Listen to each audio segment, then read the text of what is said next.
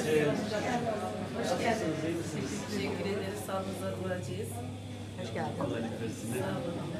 Tamirat mı yapıyorsun? Yeni mi dikiyorsun? Yeni dikiyorum. Öyle mi? Evet. Çocuk elbisesi dikiyorum. Ama her şeyden hani geri dönüşüm. Evet, gelinlikler gelmişti, böyle dağıtılmıştı. Ondan bluz yapıyorum ben kendime. Şöyle bir şekilde. Geri dönüşüm değil. Buradan kaç gün geliyorsunuz? 5 gün buradasınız. Sabahtan akşama kadar. Bunu da bitirdiler bugün. Hocamız da çok iyi memnunuz. Allah razı olsun hocamızdan da. Hem vakit geçiriyorsunuz, Evet. hem ne güzel. Bizim için terapi oluyor canlar. Ya ben bunu birçok kurslarda gördüm. Diyor ki en iyi şey bizim için terapi. Memnunsanız biz de memnunuz.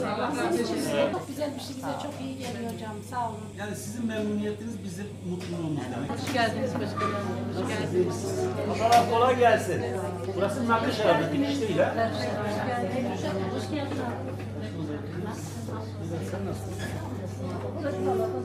Ne güzel, ne güzel. Nasılsınız?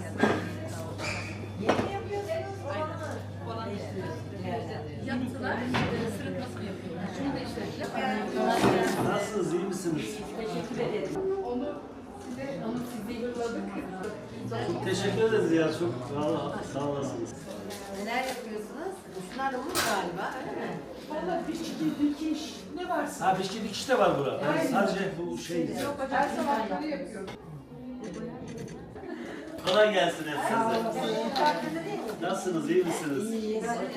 Bunları yaygınlaştırmayı düşünüyoruz inşallah. Bir de satış yeri oluşturuyoruz size. Yani burada böyle bir talep de oldu. Bir şeyler üretiyoruz diyor, iyi oluyor.